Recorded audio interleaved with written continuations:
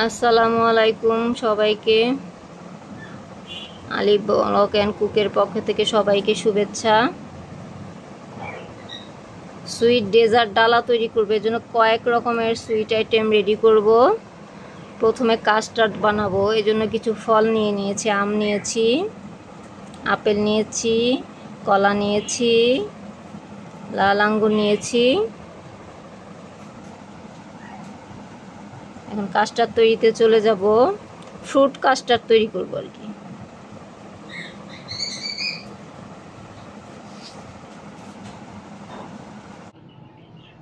এখন দুধ ফুটিয়ে নিয়েছি। আমি 1 লিটার দুধ ফুটিয়ে হাফ লিটার করে নিয়েছি, এতে টেস্টটা একটু বেশি ভালো আসবে।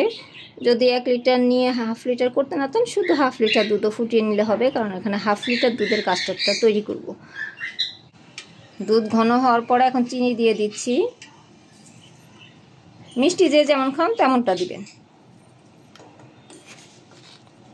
আমি 5 টেবিল চামচ দিব।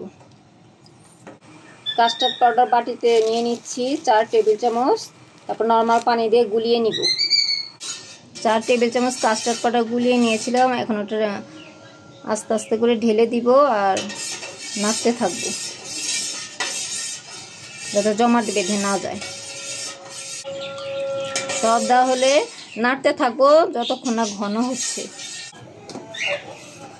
নেড়ে নিচ্ছি, এটা আস্তে আস্তে ঘন হচ্ছে। তো অনেক সময় দেখা যায় যে কোম্পানি ভেদে কাস্টার্ড পাউডারের একটু কম বেশি লাগতে পারে, এটা বুঝে নেবেন। আস্তে আস্তে ঘন হয়ে যাবে, 5-7 মিনিটের মধ্যে এটা পুরোটা ঘন হয়ে আসবে। আর বেশি থিকনেস চাইলে একটু বেশিক্ষণ ফুটাতে হবে, কিংবা একটু কাস্টার্ড পাউডার গুলিয়ে দিতে পারেন।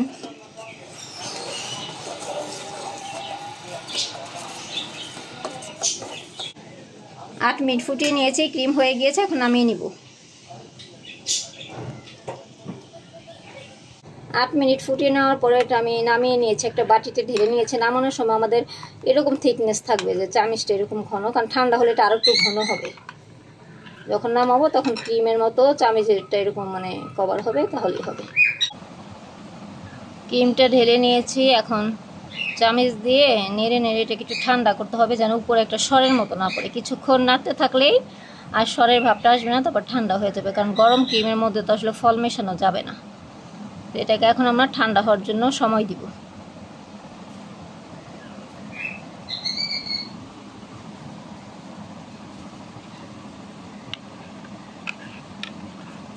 উপরে একটা সরের মতো পড়ে, যদি নেড়ে না দেয় তাহলে সরের মতো পড়ে যাবে।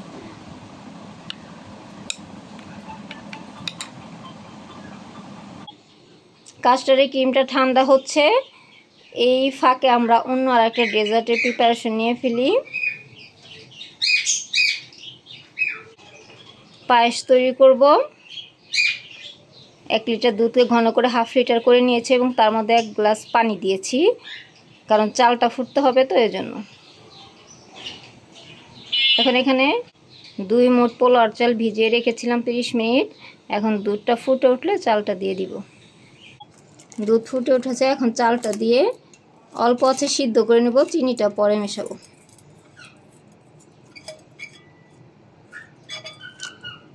যদি দেখেন দুধ কমে যাচ্ছে, চাল ফুটে নাই, আর একটু পানি মিশিয়ে নেবেন।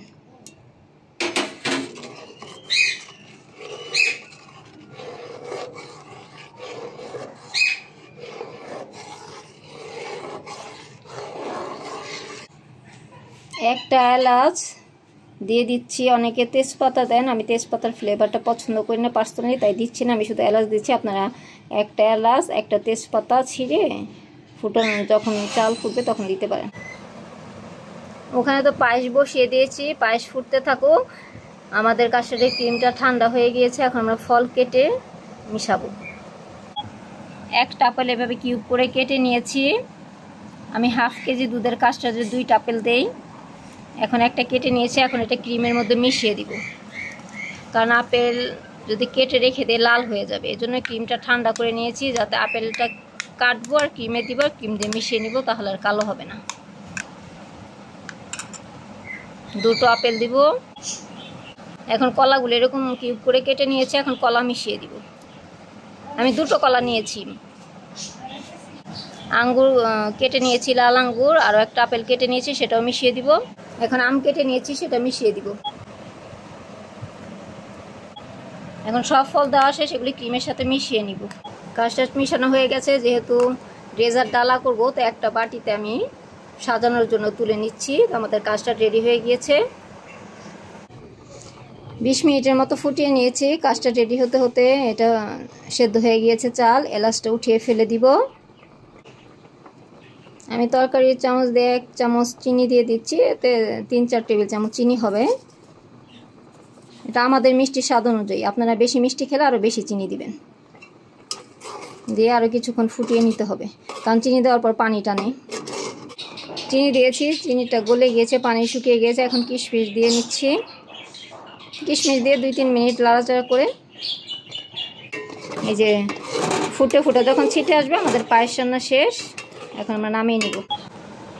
এখন যেটাতে ফিরনিটা সার্ভ করব, কারণ আমি ডালা করব, একই রকম ইসের ভিতরে নিয়ে নিচ্ছি সবগুলো খাবার। এখন ফিরনিটা হালকা ঠান্ডা করে নিয়েছি, এখন এটাতে নিয়ে নিচ্ছি।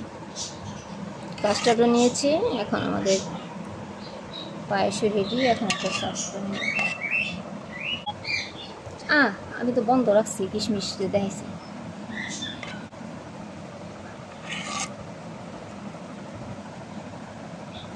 কিশমিশ সহ পায়েস নিয়ে নিয়েছি। এখন পায়েসটাকে একটু সুন্দর করে সাজিয়ে নিব। পেস্তা বাদাম একদম কুচি করে নিয়েছি, এটা মাঝখানে দিয়ে দিচ্ছি। সবুজ পেস্তা বাদামটা সাদার মধ্যে ভালো লাগবে।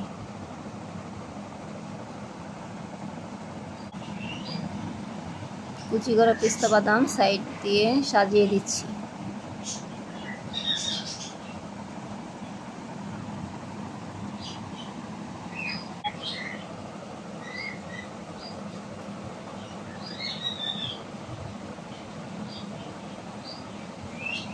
পায়েসটা দেখতে এখন সুন্দর লাগছে না? সাদার মধ্যে সবুজ, অসাধারণ লাগছে।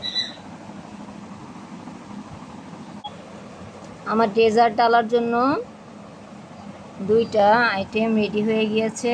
কাস্টার্ড রেডি হয়ে গিয়েছে, পায়েসও রেডি হয়ে গিয়েছে। পায়েসটা সাজিয়ে নিয়েছি সুন্দর করে, পেস্তা বাদাম দিয়ে সাজিয়ে নিয়েছি।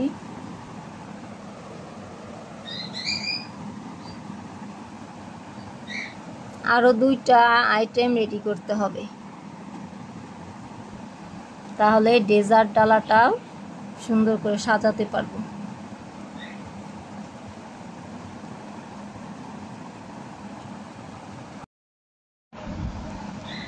এখন 3 নাম্বার ডেজার্টটি তৈরি করবো। এর জন্য একটি ড্রাগন ফল নিয়ে ড্রাগন ফলের জেলি ডেজার্ট তৈরি করব। এটা ডেজার্ট ডালার 3 নাম্বার ডেজার্ট হবে। এর জন্য আগার আগার নিতে হবে। আমি হাই করে আগার আগারটা নিয়েছি। একটি ড্রাগন ফল নিয়েছি।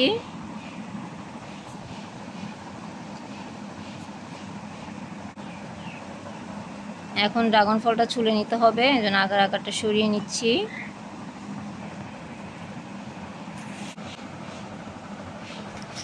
ছুরি দিয়ে আগে কেটে নিব।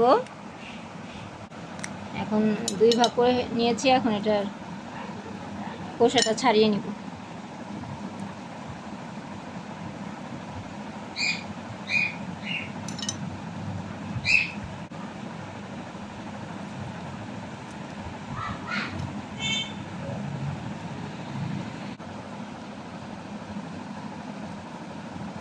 আমাদের খোসা ছাড়ানো শেষ। এটা এত কালারফুল। এখন 4 কোনা কিউব কিউব করে কেটে নিব।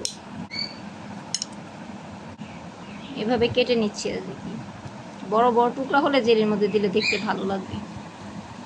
এত কালার এটা।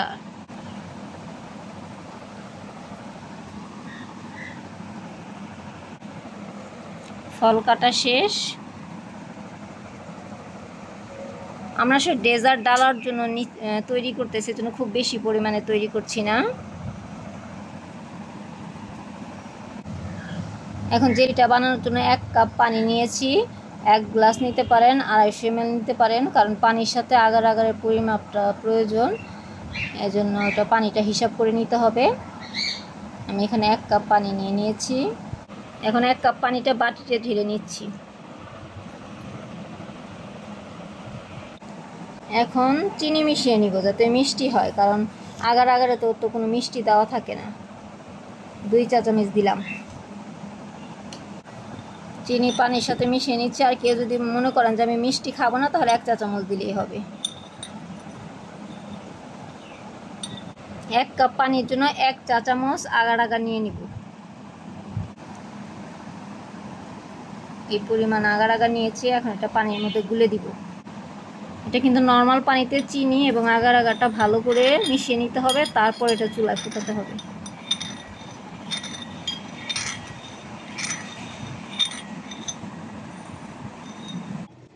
আগার আগার গুলিয়ে নিয়েছি। এখন পাতিলে ঢেলে দিব এটা ফুটার জন্য, কারণ এটাকে যদি একটা বলক না আনি তাহলে আগার আগারটা মিশবে না এবং জমবেও না ভালো মতো। বলক চলে এসেছে, উপরে একটু বুদবুদ আকারে দেখা যাবে। এটা হলে বুঝতে হবে আমাদের আগার আগারটা সিদ্ধ হয়ে গিয়েছে। এখন তো এটা বেশি গরম, একটু হালকা। এটাকে কিন্তু বেশি ঠান্ডা করা যাবে না, কারণ বেশি ঠান্ডা করলে এটা জমে যাবে। মানে একটু হালকা ভাবটা চলে গেলে তারপরে যেটাতে সার্ভ করবেন ওটা দিয়ে নিব। আগে কিছু ফল যে বাটিতে সার্ভ করবো ওটাতে আমি সাজিয়ে নিচ্ছি। আপনারা কাচের বাটিতে দিলে সেটাতে সাজিয়ে নেবেন, আমি এটাতে দিব দেখে এটাতে সাজিয়ে নিচ্ছি। আগার আগাটা ঠান্ডা হওয়ার জন্য এরকম যতক্ষণ মানে পানি পানি আকার থাকে ততক্ষণ ঠান্ডা করে নিলেই ভালো, কারণ বেশি গরম দিলে ফলটা সিদ্ধ সিদ্ধ হয়ে যাবে। যখন দেখবেন জমে যাচ্ছে তখন তাড়াতাড়ি ঢেলে দিতে হবে। এখন জেলিটা এখন কিছু জেলি দিব। দেখছেন ঘন হয়ে গিয়েছে অলরেডি। বাকি সবগুলো ফল দিয়ে নিচ্ছি।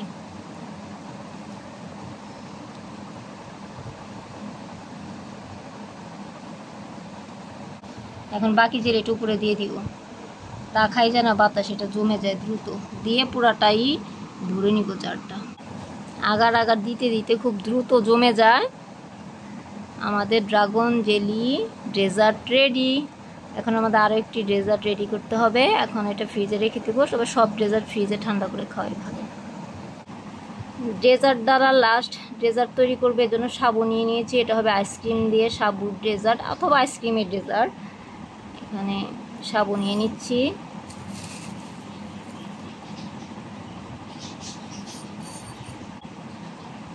ছয় টেবিল চামচ সাবু নিয়ে নিয়েছি, সিদ্ধ করে নিব এটাকে।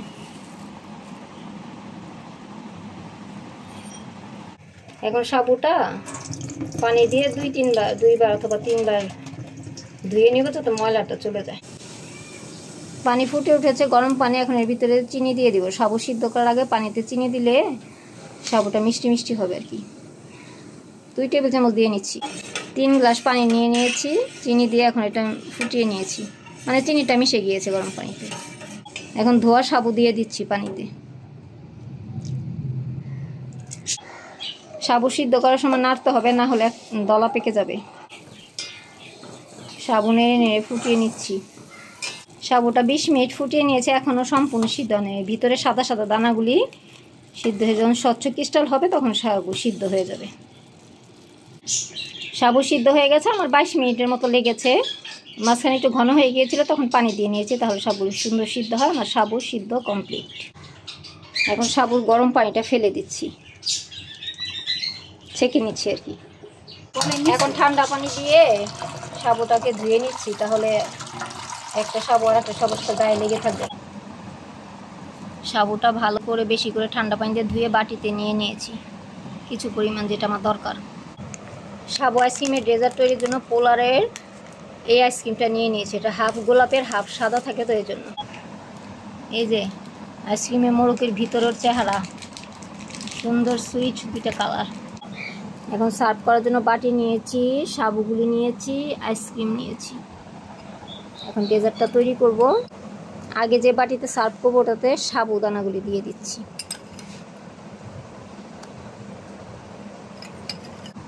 এখন আইসক্রিম দেওয়ার আগে ওগুলিকে আগে চামচ দিয়ে কেটে নিচ্ছি, তাহলে মেশাতে সুবিধা হবে।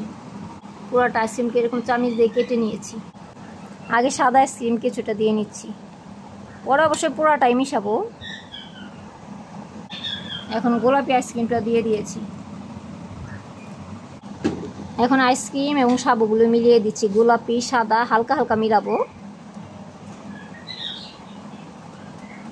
আইসক্রিম এবং সাবুদানা মিলিয়ে নিয়েছি, আমাদের আইসক্রিম সাবুর ডেজার্ট রেডি।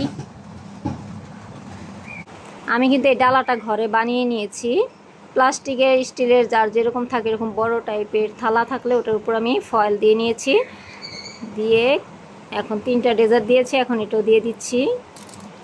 এখন কিছু গোলাপের পাপড়ি দিয়ে দিচ্ছি।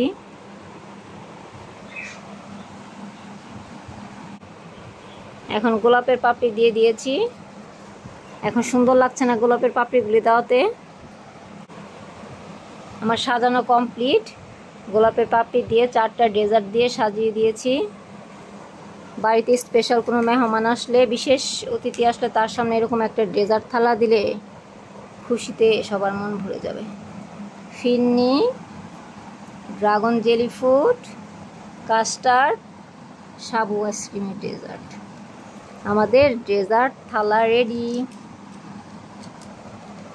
সবাই ভালো থাকবেন, লাইক শেয়ার করবেন, সাবস্ক্রাইব করবেন, আমাদের সাথে থাকবেন, কমেন্টস করবেন।